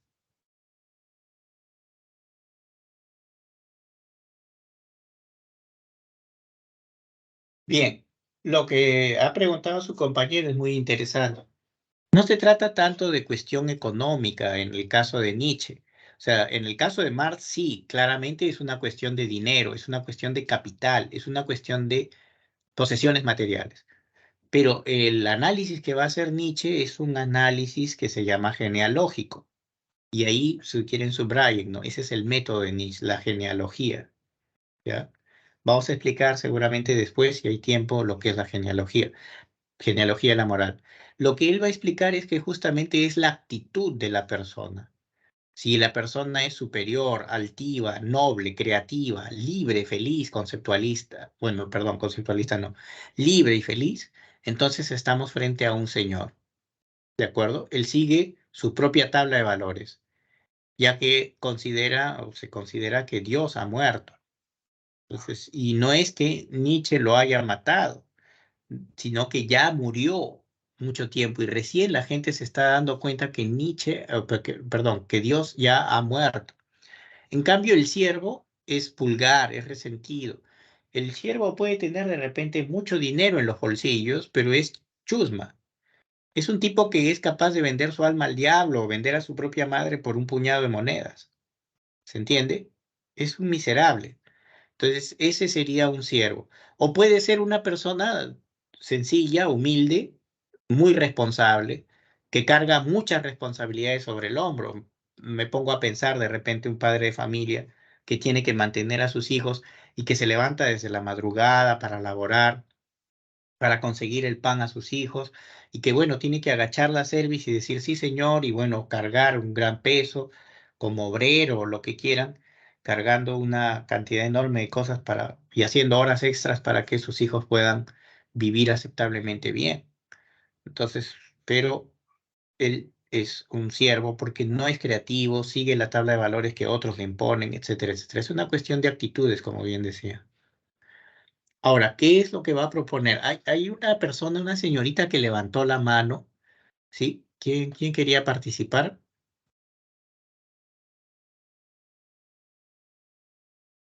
Vi una manito que se levantaba por ahí, pero quería completar la idea.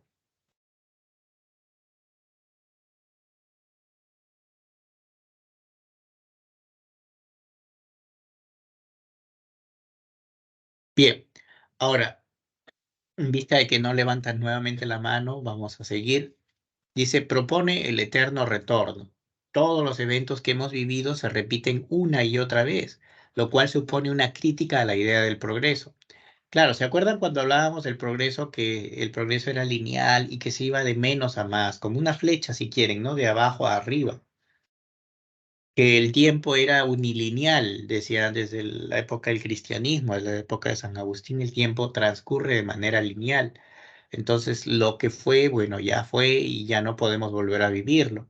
Vivimos en el presente y nos proyectamos hacia el futuro, ¿correcto? Pero en el caso de Nietzsche existe el eterno retorno, la vuelta de lo uno a lo mismo. Las cosas se vuelven a suceder una y otra vez. Por ejemplo, en esta reunión, exactamente a la 1:39, yo les voy a explicar nuevamente lo que es el eterno retorno.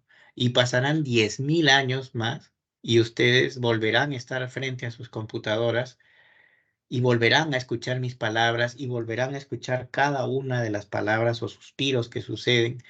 El joven que estaba en su casa, si mal no recuerdo, Espinosa, volverá a escuchar la bulla que hacen en su barrio y así sucederá todo una y un millón de veces porque todo se va a volver a repetir. Cada gesto, cada palabra, cada acotación, cada pregunta se va a volver a repetir cada 10.000 años en este eterno retorno. ¿Se entendió lo que es el mito del eterno retorno? ¿Sí?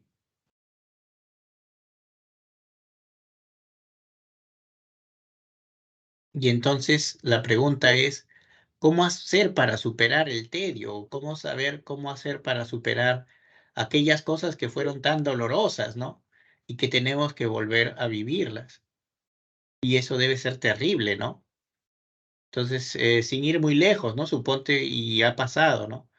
De que de repente en el colegio, cuando tú estabas en la primaria, tenías algún amigo con el que, bueno, jugabas, te divertías, corrías, y entonces de repente pues sucede un accidente terrible. El chico sale corriendo por la puerta principal del colegio y en la calle lo atropella un tremendo ómnibus y el niño muere, ¿no? Entonces tú eres testigo de ese cuadro tan espantoso, tan trágico, de esa escena tan trágica. Y ahora vamos a suponer que eso te sucedió cuando tenías 10 años y entonces de aquí a unos 10.000 años más volverá a repetirse ese mismo hecho. Volverás a vivir esa tragedia de ver cómo tu mejor amigo cae bajo las ruedas de un auto. Es algo terrible, ¿no? Entonces tienes que volver a superarlo, pero van a pasar otra vez otro gran periodo de tiempo, otros 10.000 años más, y volverás a vivir y a presenciar ese acto tan trágico. O de ti mismo, ¿no? Cosas que, digamos, ensombrecen tu vida, cosas, y como que también como que le sucedió a Nietzsche, ¿no? Él tuvo muchas ilusiones con una señorita de ascendencia rusa, la que le gustaba mucho, de ascendencia judía ruso. Ella era Luz Salomé, con quien quería casarse, pero él era un hombre muy tímido. Y es más, tal fue su timidez que le dijo a un amigo, por favor, tú puedes declararte en nombre mío, tú le dices, por favor, que te declares, se declare mi amor hacia ella, pero por favor, soy muy tímido, tú intermedia, ¿no? Entonces, imagínense, es terrible, ¿no? Para una persona tan introvertida, ¿no? Poder decir eso. Y bueno, la señorita Luz Salomé y el otro joven, que era su amigo y exalumno, se retiraron del hotel en donde él estaba viviendo y él se quedó solo, sin amigos. Desde ahí fue una persona muy solitaria. Desde ahí fue una persona muy triste, muy resentida, diría yo, muy susceptible, porque creo que siempre necesitamos de alguien, ¿no? Que esté al lado nuestro, que nos dé esa compañía, ese apoyo moral que todos necesitamos, ¿no?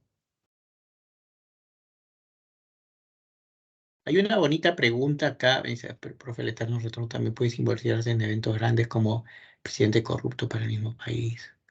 Villalobos me dice eso, ¿no? Que se puede simbolizar en eventos grandes. Claro, puede suceder a nivel político, de hecho, ¿no? O sea, algo que se repite y se repite y se vuelve a repetir y entonces eso vuelve a suceder, ¿no? Una y mil veces, ¿no? Entonces imagínense, ¿no? Claro, puede pasar. Ahora me dice que, profesor, ¿en qué constan las tres transformaciones del alma? Bueno, es parte de la obra de Nietzsche en su obra Capital. Él va a mencionar, por ejemplo, lo que es las transformaciones del espíritu. Es decir, nos habla de manera metafórica, porque Nietzsche en esa obra hace mucho uso de los tropos del lenguaje, la metáfora entre ellos, ¿no? Y habla como un oriental en algunas cosas. Su personaje central es Zaratustra, que es el profeta del superhombre. Y Zaratustra va a mencionar que hay tres transformaciones del alma. En primer lugar, el alma toma la forma de un camello. Este camello es, digamos, un animal fuerte, está sometido al peso de una gran carga, de una gran responsabilidad. Pero este camello llega un momento en que se levanta y se transforma en un león. Este león, este león del desierto es fuerte y es determinante. Aparece frente a él un dragón enorme con unas escamas de oro que dicen, tú debes. Y el león le responde, no quiero. Una vez que el león ha sido capaz de decirle no a este inmenso dragón de escamas doradas, se transforma esta vez en un inocente niño. Un niño inocente que juega en las playas, recolectando conchas, recolectando caracoles, ¿verdad? ¿Y qué significa esto? A ver, ¿quién me dice? ¿Alguien sabe qué puede significar esto?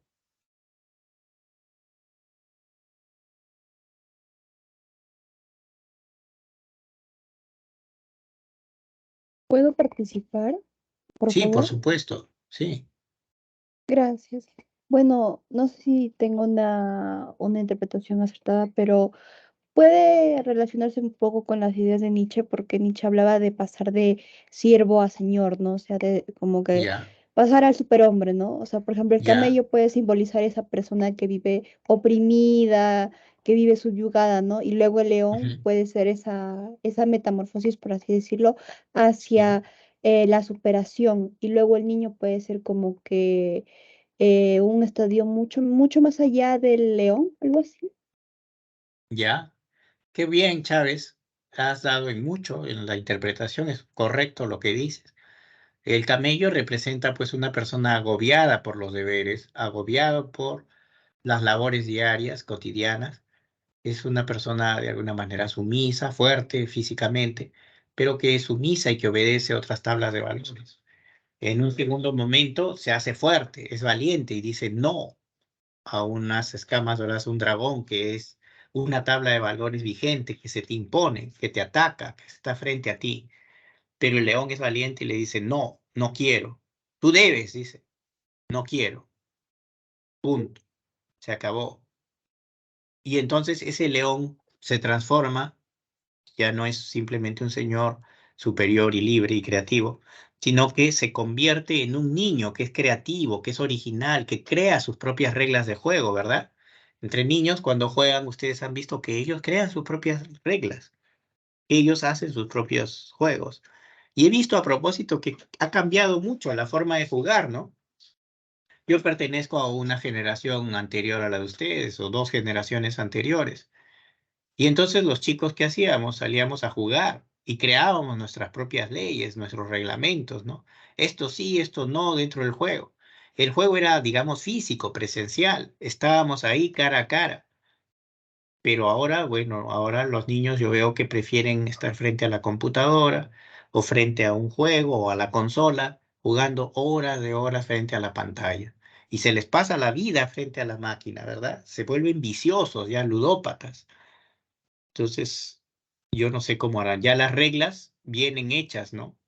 Ya solo disparan, caminan, saltan, ya está todo preparado. Entonces, estoy seguro que si Nietzsche viviera ahora, ya no elegiría tal vez al niño como la tercera forma de transformación del alma, porque ya no es creativo, ya recibe lo que otros le dan, ¿no? Entonces, antes no, antes los niños teníamos, y en época de mis padres o abuelos peor, en épocas de las grandes guerras, pues no habían juguetes, ellos mismos tenían que crear sus propios juguetes. Entonces eran sumamente creativos. Y esto tú puedes decir, no, pero es una tontería, el ludus, el juego. Mentira, es importantísimo. Ustedes vieran esos que eran niños y que creaban sus propios juguetes cuando eran criaturas durante la Primera o Segunda Guerra Mundial. Después, cuando ya son adultos, son capaces de arreglar cualquier cosa sin ser técnicos, sin haber pasado por un instituto o una universidad y aprenden a arreglar de todo, porque todo tienen que solucionarlo ellos, ser creativos. Entonces, verdaderamente para mí es asombroso. Yo he visto con admiración, y disculpen que hable de una cosa personal, ¿no? Mis abuelos, que eran personas muy creativas, sabían solucionar problemas con una sabiduría única. Y yo veo ahora, lamentablemente, la actual generación, que los chicos, bueno, ya todo lo reciben servidito, todo hecho, y pienso que no debe ser así, ¿no? Salvo honrosas excepciones, ¿no? Siempre hay de todo en toda época. Muy bien, chicos, ¿alguna pregunta? Para irnos a la lectura de nuestras separatas y dan, no sin antes darle las claves también de nuestras separatas. Pero muy buena interpretación de Chávez, te felicito. Muy buena interpretación. Tal vez si alguien quiere intervenir, es bienvenido, ¿no?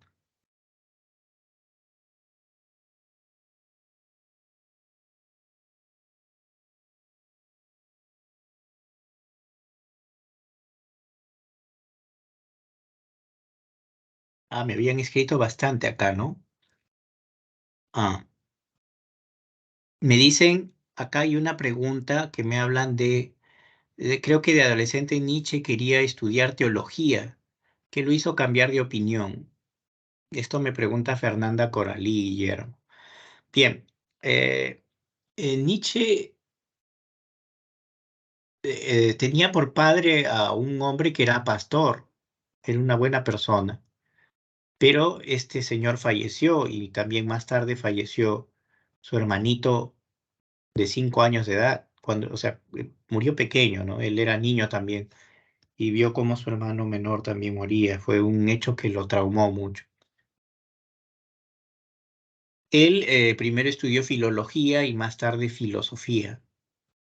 Entonces, claro, tal vez hubiera sido posible que él continúe la carrera de su señor padre, ser pastor de una iglesia, pero él no tomó ese camino, se desanimó. No podría decirte en este momento cuál fue la causa de esa desazón, pero lo que sí recuerdo me has hecho acordar, en el caso de Marx, Marx respetaba mucho a su señor padre, que era rabí, era un maestro rabí, digamos entre paréntesis, ¿no? Una especie de sacerdote, pero levita, ¿no? Un sacerdote judío. Pero cuando cambiaron de ciudad por una cuestión de negocios, dijo, vamos a cambiarnos de religión. ¿Qué? ¿Cómo? Dijo él, sí, tenemos que cambiarnos de religión, pero no era una cuestión de cambio de religión por una persecución, sino era porque simplemente quería más negocios. Y eso pues fue una muy fuerte decepción para Carlos Marx, que admiraba mucho a su padre como pastor, como maestro rabí, pero ya después como vio que era por meras cuestiones de negocios, pues ya sintió un desprecio muy profundo hacia lo eclesiástico, hacia lo religioso. En el caso de Nietzsche, te soy honesto, no recuerdo muy bien por qué se desanimó, pero él escogió como carreras primero la filología por cuestiones de salud, como te repito, tuvo que abandonar la carrera, pero sí después estudió filosofía y es más, bueno, hizo trabajos de investigación de primer nivel, unos libros excelentes, y después, bueno, lamentablemente cayó en las sombras de la locura, en los 9 últimos 10 años de su vida estuvo en un manicomio, ¿no? Hay varias preguntas acá. Bueno, bien, veamos entonces ahora nuestra separata. No sé si pueden verla. ¿Se ve?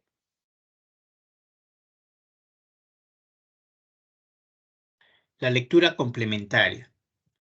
Los enemigos de Hegel no solo se cuentan entre los adversarios del apriorismo.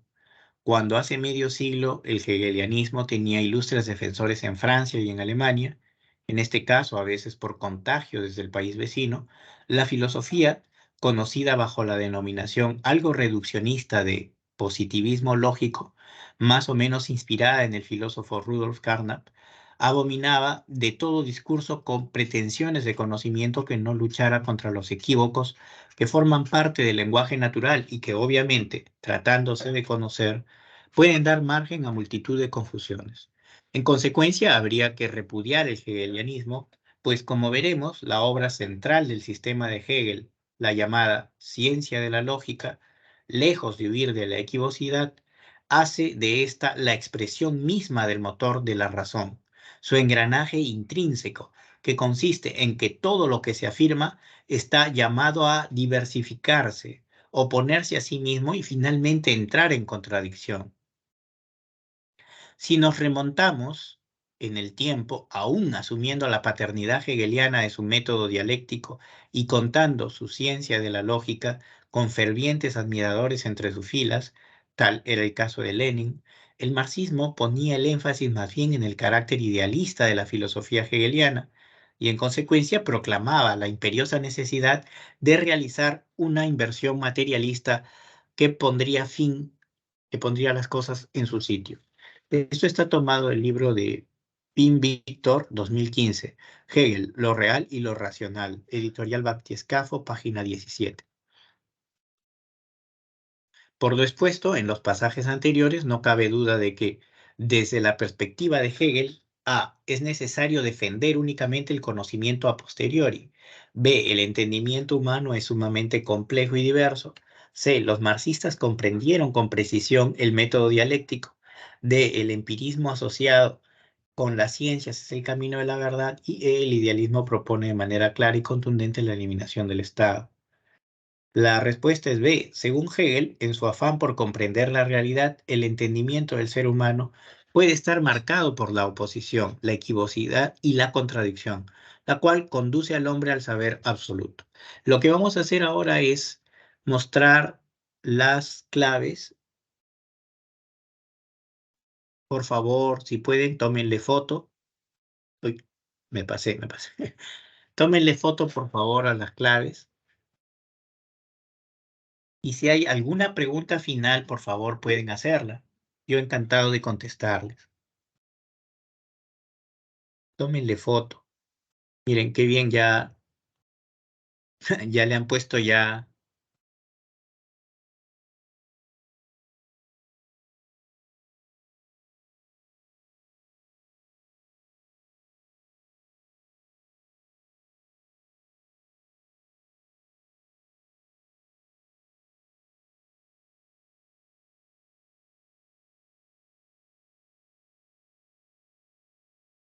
Pregunten.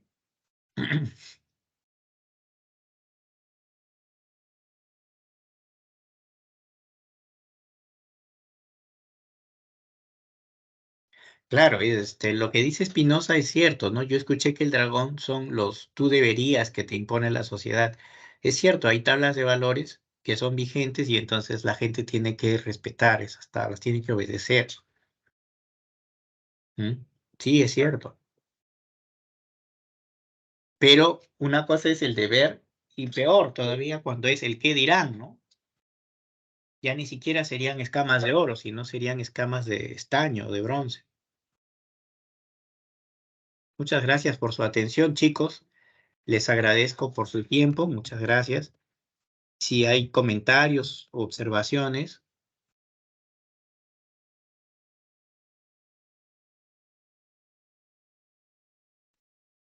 tenemos 3 minutos todavía. Gracias a ustedes por su atención. Albornoz, gracias por escribir. Veo por ahí alguna señorita que Profe, envió un corazón. Sí, dime. lo Dímelo de ahí. Nietzsche y el super yo, lo puede explicar? Y O el superhombre. el superhombre, claro. Ya, claro. Muy bien. Lo que sucede es de que así como hubo una evolución en que el mono con mucho esfuerzo llegó a humanizarse y a convertirse en el hombre que es, así también sucederá con el superhombre. El hombre va a tener que evolucionar, si vale el término, y convertirse en superhombre. ¿Cómo? Pues a través de esas 3 transformaciones que habíamos visto, las transformaciones del espíritu. El superhombre se va a convertir en tal cuando sea un tipo autónomo, dueño de sí, que sea aristocrático, que sea noble, que sea capaz de crear sus propias tablas de valores, que sea, digamos, eh, un hombre capaz de vivir de manera libre, como él quiere vivir, sin obedecer a nadie, es autocrático. El superhombre sigue las tendencias de la Tierra. Es decir, no es alguien que está con los ojos mirando hacia arriba, hacia el techo, en especulaciones metafísicas, ¿no? O que está, digamos, sumido dentro de una determinada religión, fumando el opio del pueblo, como diría Marx, ¿no? Que es una persona, digamos, que sabe divertirse en sus momentos porque es medio dionisiaco, ¿no? ¿Entiendes? Es una persona que es capaz de vivir plenamente, vivir ricamente, enriquecidamente, si vale el término. Entonces, eso es fundamental para Nietzsche. Vamos a hablar más del superhombre seguramente cuando hablemos de antropología filosófica. Por ahora quedémonos con eso. Muchas gracias por su atención y Dios mediante nos vemos la siguiente clase. Muchas gracias. Estudien bien, repasen. Nos vemos el próximo jueves. Cuídense mucho.